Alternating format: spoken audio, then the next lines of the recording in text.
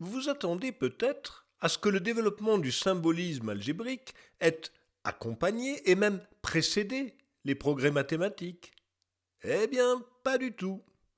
Il a fallu des siècles avant que nos X et nos Y s'imposent comme outils de calcul. Pourtant, déjà Diophante utilisait une sorte de sténo pour écrire les équations. Les chiffres en grec étaient notés avec des lettres. Pour les distinguer des lettres ordinaires, on ajoutait un prime ou on surlignait, comme ici. Diophante manipule sans arrêt une notion d'inconnu qu'il appelle le nombre qui n'a pas de nom, ou le nombre tout court, arithmos. Il a une notation pour cet inconnu et une autre notation pour chacune de ses puissances, jusqu'à la sixième. Il n'a pas de notation pour le signe plus. La juxtaposition vaut addition. Mais il a bien une notation pour le signe moins, une sorte de psi avec son chapeau renversé. Avec cela, il peut parfaitement noter des polynômes à une variable. Ici, dans l'ordre, vous lisez l'inconnu au cube fois 1, plus l'inconnu fois 8, ensuite vient le signe moins, qui affecte tout ce qui se trouve après. Donc l'inconnu au carré fois 5, plus la monade, c'est-à-dire la constante 1, fois 1. Attendez un peu. Si Diophante avait une écriture symbolique pour les polynômes au IIIe siècle, pourquoi a-t-il fallu attendre le XVIIe pour que l'algèbre symbolique apparaisse vraiment et le XVIIIe pour qu'elle s'impose en France? Ce que Diophante écrivait pour l'inconnu, son carré, son cube, n'étaient que des manières abrégées d'écrire les mots qui les désignaient. Regardez le premier signe. Kappa avec un petit u en exposant, ce sont les deux premières lettres de Kubos. Pour le carré, delta et u sont les deux premières lettres de Dunamis, qui veut dire puissance, pour puissance 2. Pour distinguer des autres carrés que Diophante appelle tétragonos. Quant au signe pour l'inconnu, c'est une déformation du début du mot arithmos, le nombre. Eh bien, pendant de nombreux siècles, la notation des équations, quand elle existait, n'est pas allée au-delà du système de Diophante. Pour les Arabes, à partir d'Al-Khawarizmi, les équations s'écrivent en toutes lettres, sans abréviation. Les quantités écrites sont censées être strictement positives. Il y a donc 6 types d'équations du second degré qui s'écrivent avec des mots, sans aucun symbole. Ce n'est que bien après Al-Khawarizmi que certains, parmi les Arabes, ont développé leur propre sténo pour écrire des équations. Vous en voyez un exemple. Et cela fait réfléchir, car les arithmétiques de Diophante avaient été traduites en arabe à la fin du IXe siècle. Les Arabes connaissaient aussi leurs prédécesseurs indiens, qui utilisaient des abréviations pour leurs inconnus. Force est de conclure qu'ils ne voyaient tout simplement pas l'intérêt d'écrire des équations sous forme abrégée. Je vous ai déjà raconté comment l'algèbre des Arabes a été transmise à l'Europe, portée en quelque sorte par la vague des arithmétiques commerciales de Fibonacci à Luca Pacioli. Fibonacci n'utilise jamais de notation particulière pour ses équations. Luca Pacioli a une sorte de sténo du type de celle de Diophante.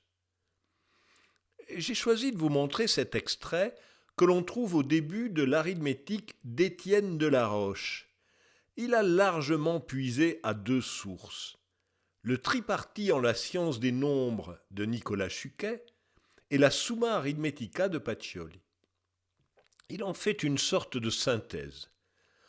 Comme vous le voyez, il appelle chose ou premier l'inconnu. La notation 12 puissance 1, 2 ou 3 pour 12x, 12x2, 12x3 a été inventée par Chuquet. A posteriori, nous y voyons un net progrès par rapport à 12p pour premier, 12ce pour census, qui désigne le carré, et 12 suivi d'un petit carré qui représente le cube. Mais pas de Laroche, qui dans toute la suite du chapitre utilise les symboles plutôt que les puissances. Comme vous allez le voir, il n'a pas été le seul. Le premier grand succès de l'algèbre européenne est la résolution par radicaux des équations du 3e et du 4e degré. C'est l'œuvre d'un groupe d'Italiens. Ils en ont fait toute une histoire. Et du coup, moi aussi. Disons pour simplifier que c'est Jérôme Cardan qui a gagné la bataille de la notoriété. Et ce, grâce à ce livre, Artis Magnae ou Ars Magna, le grand art. Il y reprend un par un tous les types d'équations de degré 3 ou 4 et donne pour chacun leur règle de résolution, comme il dit. Pourquoi tous les types d'équations et pas une seule ? Pour la même raison qu'Al-Khawarizmi, les termes écrits sont strictement positifs. Cardan compte 22 types primaires, et pour chaque type primaire, il ajoute 2 équations de degré supérieur qui en dérivent par changement de variable. Par exemple, en haut, le numéro 17 est l'équation un nombre et des cubes égale des choses et des carrés. En bas, le numéro 22 est un nombre et des carrés et des cubes égale des choses. Il utilise des abréviations, mais pas de symboles. Vous voulez voir les fameuses formules de Cardan ? Voici l'équation x3 plus 3x2 égale 21 et sa solution. Cubus et quadrata 3 aequantur 21 est écrit en toutes lettres. Autrement dit, un cube et 3 carrés égale 21. Ensuite vient la solution. Le R barré est le symbole de racine. Sans précision, c'est une racine carrée. Sinon, il est suivi de cubica. Les P2 points et M2 points sont le plus et le moins. L'absence de parenthèse fait qu'il est impossible de lever les ambiguïtés. Le premier signe racine cubique s'applique à ce qui vient ensuite, mais jusqu'où ? Le lecteur est censé se débrouiller. Clairement, Cardan n'a pas cherché à développer une écriture symbolique. On ne peut pourtant pas le taxer de conservatisme. C'est lui qui, le premier, a eu l'audace d'écrire des racines carrées de nombres négatifs. Voyez ici l'opération 5 plus racine de moins 15 fois 5 moins racine de moins 15 égale 40. Pendant une dizaine d'années après la publication du livre de Cardan, les livres d'algèbre se sont multipliés un peu partout. Curieusement, alors que les Italiens étaient les auteurs des plus grandes avancées, ce sont des Allemands qui ont été les plus influents. Il faut dire que l'un d'eux, Christoph Rudolph, s'était montré assez novateur. Mais son livre paru en 1525 n'avait pas eu une grande diffusion. En 1553, Michael Stiefel republie le livre de Rudolph en y ajoutant ses propres remarques. Il l'intitule « Die Cos », la cos de Christoph Rudolph. La cos, c'est la cosa en italien ou en latin, la chose en français. C'est ainsi que l'on désigne traditionnellement l'inconnu. Ce passage, avec les lettres B et C répétées, pourrait laisser penser que Stiefel est proche d'introduire notre notation actuelle. En fait, c'est sa manière de définir de nouvelles inconnues et leur puissance. Ces signes pour les puissances successives sont des abréviations. Pour une question de prononciation allemande, census commence par un Z, d'où le symbole correspondant. Tout de même, les signes pour l'addition et la soustraction nous sont restés. de même que la notation des racines.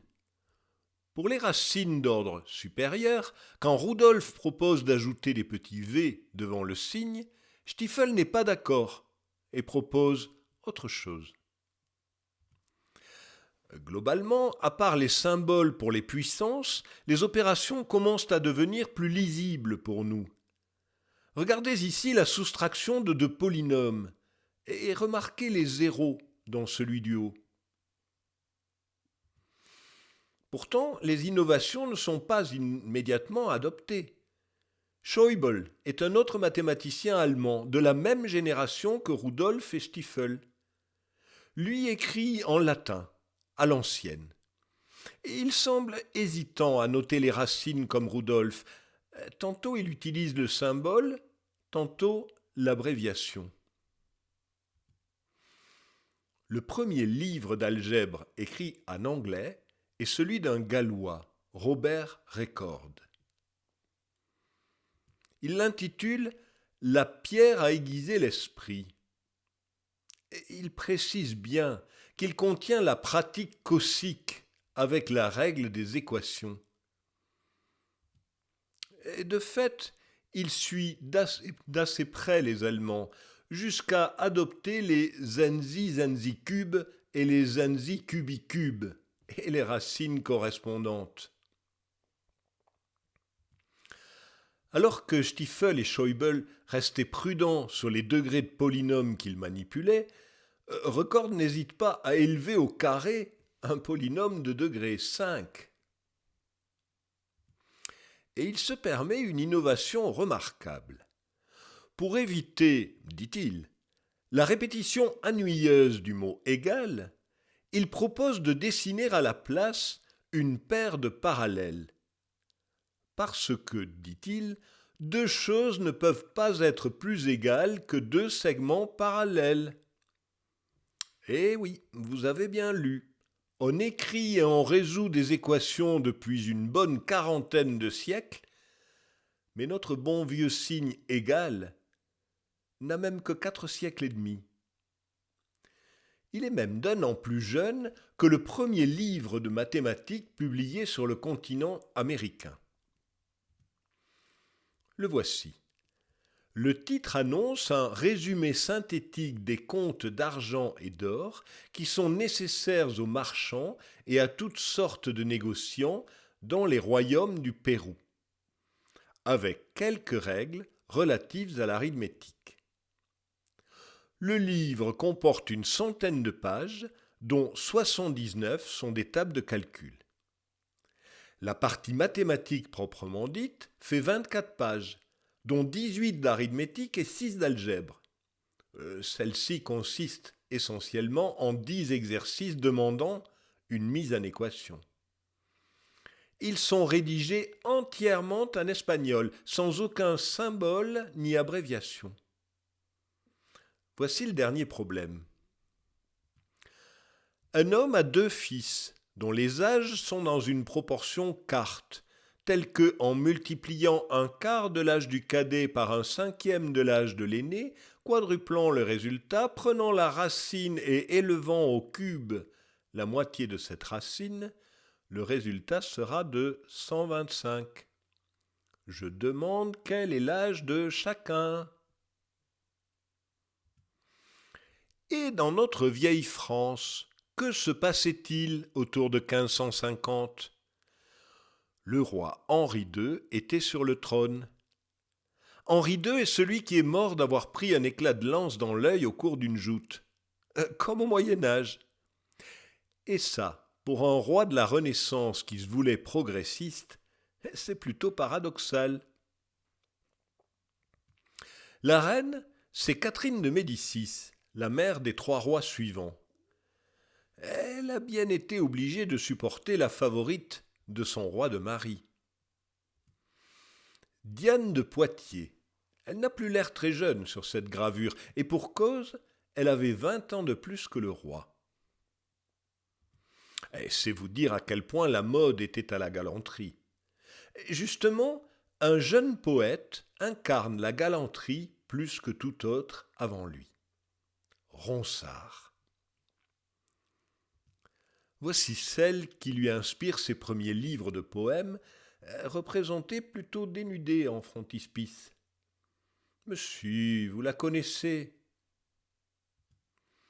Mignonne, allons voir si la rose, qui ce matin avait déclose sa robe de pourpre au soleil, a point perdu cette véprée, les plis de sa robe pourprée et son teint au vôtre pareil.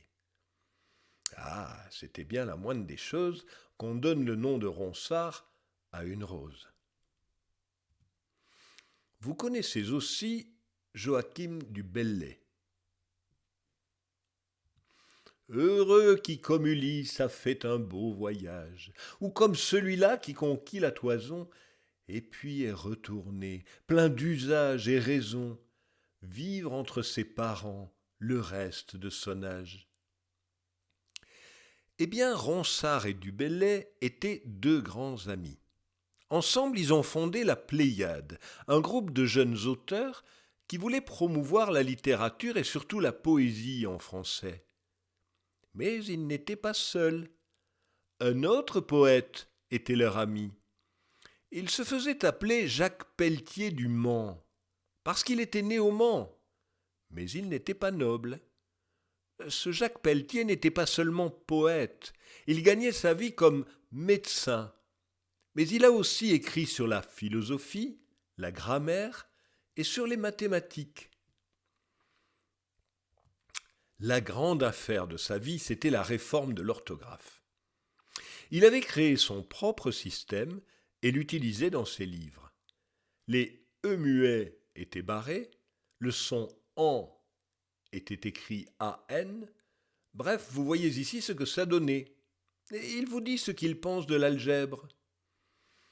L'algèbre requiert l'industrie imaginative, et pour cela elle rend l'esprit subtil et le garde de s'appesantir et de devenir las.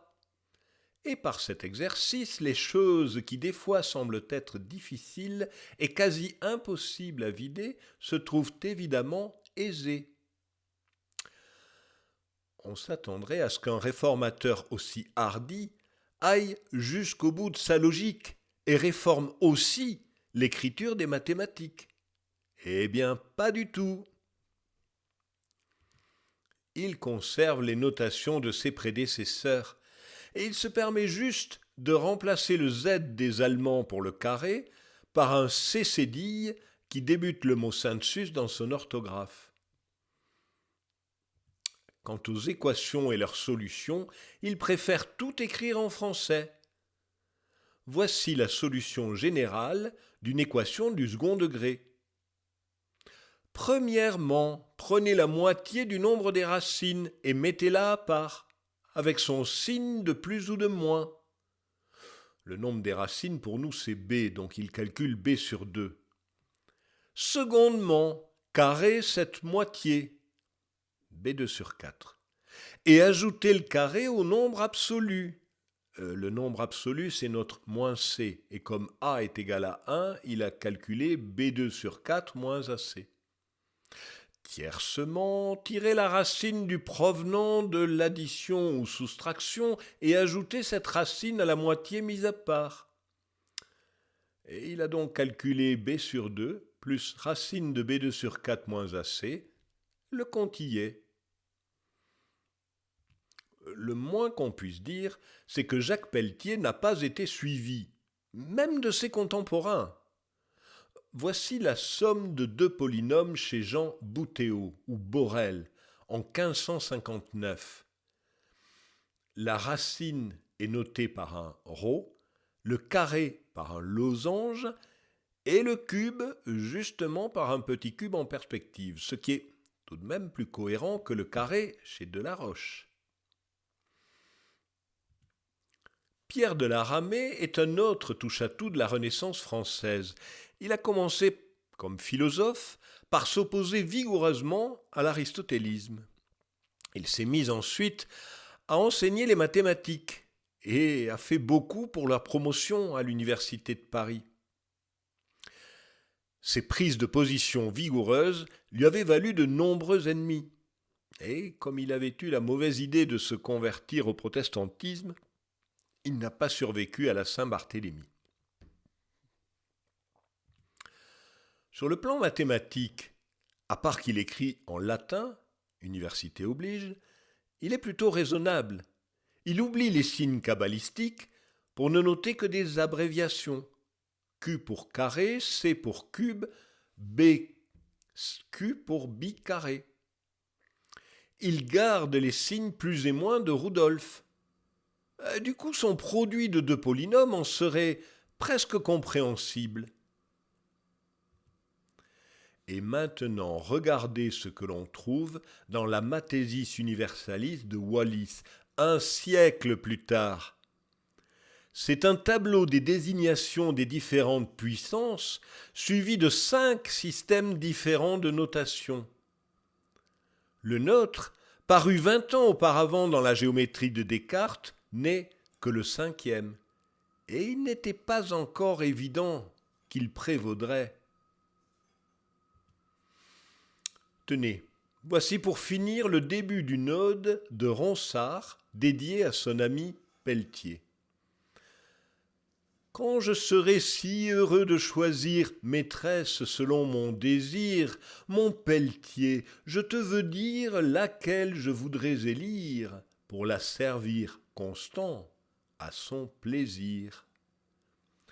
Non, non, vous n'aurez pas la suite, et vous pouvez le regretter, elle est plutôt hot. En même temps, si vous cherchez un peu, tout est en ligne.